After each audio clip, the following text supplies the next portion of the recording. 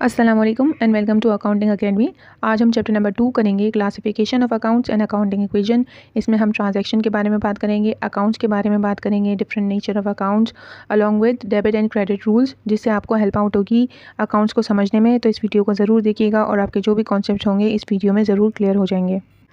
Transaction क्या होती है? एक खास टाइप का एक्सटर्नल इवेंट है। एक्सटर्नल इवेंट ये मतलब जब आप बाहर किसी से लेन देन करते हो तो एक इवेंट क्रिएट होता है, ठीक है। तो इसलिए इसको एक्सटर्नल इवेंट कहा गया है, जिसको आप पैसे के ज़रिए करते हो, क्योंकि आप किसी की चीज़ खरीद रहे होते हो या किसी को अपनी चीज़ बेच रहे होते हो। तो आप डील किस तरह कर रहे होते हो, अपनी गुड्स की वैल्यू लगा रहे होते हो आप इन टर्म्स ऑफ मनी, यानी आप उसकी वैल्यू किस तरह करते हो किसी भी चीज़ की, उसको पैसे के ज़रिए नाप रहे होते हो। और इससे क्या आता है, आपके बिजनेस यूनिट के अंदर फाइनेंशियल पोजीशन में चेंज आ रहा होता है। या तो आपके पास से कैश जा रहा होता है, या तो आपके पास कैश आ रहा होता है, या आपके पास सामान आ रहा होता है, या आपके पास से सामान जा रहा होता है। दोनों सूरतों में क्या होता है, आपकी फाइनेंशियल पोजीशन को आप जाहिर हो जाती है, ठीक है।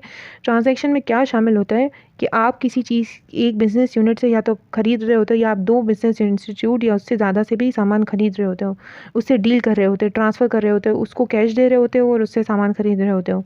फॉर एग्जांपल, आपने किसी एक बिज़नेस इंस्टीट्यूट से मशीनरी खरीदी तो किसी से रॉ कॉटन खरीद लिया, ठीक है। तो ये क्या हुआ, आपने एक ही जो है दो बिज़नेस इंस्टीट्यूट से आपने क्या किया, आपने डील किया, ठीक है। तो ये ट्रांजैक्शन हो रही है, इवेंट्स हो रहे हैं, क्योंकि आप दोनों के साथ डीलिंग कर रहे हो और इवेंट्स क्रिएट कर रहे हो, ठीक है।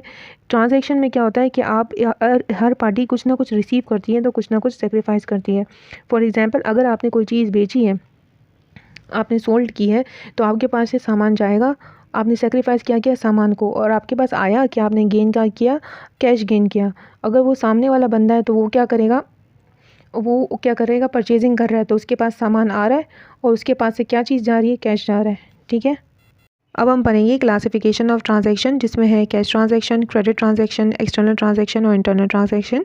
कैश ट्रांजैक्शन क्या है कि किसी से आपने कैश पे परचेजेस किए हैं, तो आपने परचेज़ किया, सामान ख़रीदा, आपने उसको कैश पेमेंट कर दिया, तो ये कैश ट्रांजैक्शन हो गई। और ये भी हो सकता है कि आपने अपना सामान बेचा और उस बंदे ने आपको क्या दे दिया, कैश दे दिया, तो ये भी क्या हो गई, कैश ट्रांजैक्शन हो गई। क्रेडिट ट्रांजैक्शन क्या हो गई कि अगर आपने अपना सामान किसी को बेचा और आपने उसने कहा कि मैं बाद में आके पेमेंट कर जाऊंगा, तो उस बंदे का नाम आप मेंशन करोगे, क्योंकि आपको इन फ्यूचर उससे पैसे लेने हैं। उसका नाम क्यों मेंशन करोगे, क्योंकि आपको पता होना चाहिए कि किसी से आपको पैसे, इस बंदे से मुझे पैसे लेने हैं, ठीक है। दूसरी सिचुएशन क्या हो सकती है कि आपने किसी से सामान खरीदा, आपके पास सामान आ गया, आपने उससे कहा कि भाई मैं तुम्हें बाद में पेमेंट करूँगा। जब आप उसको बाद में पेमेंट करोगे इन फ्यूचर में, तो आप उसका नाम मेंशन करोगे कि मुझे उससे पेमेंट करनी है। ये नेम मेंशन करना क्यों ज़रूरी होता है क्रेडिट में, ताकि आपको पता हो कि आपको किसको पैसे देने हैं और किससे पैसे आपको लेने हैं, ठीक है। एक्सटर्नल ट्रांजैक्शन में क्या समझा रहे हैं कि जो आप बाहर अपने बिजनेस यूनिट के अलावा आप किसी दूसरे बिजनेस यूनिट या किसी दूसरे पर्सन से जो भी इवेंट आप कर रहे होते हो, जो लेन देन आप कर रहे होते हो, वो एक्सटर्नल ट्रांजैक्शन कहलाता है। और जो आपके अपने बिजनेस के अंदर हो रहा होता है वो इंटरनल ट्रांजैक्शन कहलाता है। फॉर एग्जाम्पल, अगर आपके बिजनेस में, आपके बिजनेस इंस्टीट्यूट में मशीनरी पड़ी हुई है, वो डेप्रिशिएट हो गई है, उसकी वैल्यू डाउन हो गई है, तो ये क्या हुआ, आपके बिजनेस के अंदर जो एक इवेंट क्रिएट हो गया, यानी आपकी मशीनरी जो है वो क्या हो गई, डेप्रिशिएट हो गई, तो ये क्या कहलाएगी, इंटरनल ट्रांजैक्शन कहलाएगी। अब हम पढ़ेंगे कि अकाउंट्स क्या होता है। अकाउंट्स ट्रांजैक्शन को रिकॉर्ड करने को कहते हैं, यानी जो भी ट्रांजैक्शन, जो भी इवेंट्स हो रहे हैं, उनको बुक में किस तरह लिखना है और उनको किस कैटेगरी में डालना है, उसको हम कहते हैं अकाउंट। अकाउंट क्या होता है, 5 टाइप्स के अकाउंट होते हैं जिनको आप रिकॉर्ड करते हो। एक होता है एसेट अकाउंट, दूसरा होता है लायबिलिटी अकाउंट, तीसरा capital, fourth one is expense account, और लास्ट कौन सा है, fifth account is revenue account. Asset account वो एसेट अकाउंट होता है जिसमें आपके पास जो कुछ भी आपके पास पड़ा हुआ होता है ना, जो आपको बेनिफिट भी देगा फ्यूचर में, फॉर एग्जांपल बिल्डिंग, मशीनरी या कैश या अदर एसेट्स जो हैं, वो अभी आपको कैटेगरी में आगे बताऊंगी, तो वो क्या कहलाएगा, एसेट अकाउंट कहलाएगा। यानी जो कुछ सामान आपके पास है, जो कुछ आपका एसेट है, वो एसेट अकाउंट में जाएगा।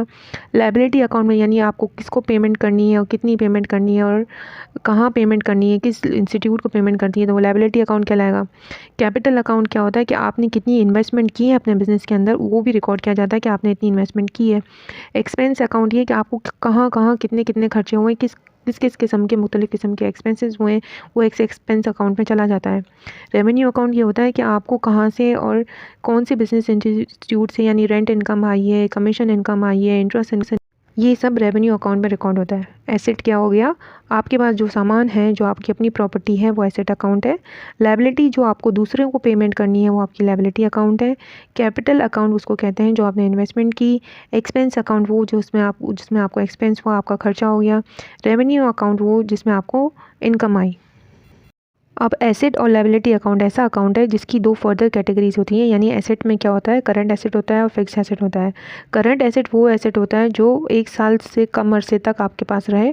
फिक्स एसेट जो 1 साल गुजरने के बाद भी आपके पास रह जाता है, वो क्या कहलाता है, फिक्स एसेट कहलाता है। फॉर एग्जाम्पल आपकी फैक्ट्री की बिल्डिंग, ठीक है। और करंट एसेट क्या, फॉर एग्जाम्पल कि आपने किसी से रिसीव करने थे, आपको 1 ईयर में रिसीव हो गए, ठीक है, तो वो करंट एसेट कहलाएगा, अकाउंट रिसीवेबल। और फिक्स एसेट में फॉर एग्जाम्पल अभी फ़िलहाल के लिए आप ये समझिए कि बिल्डिंग है आपकी, जो अब सालों साल आपके पास रहती है।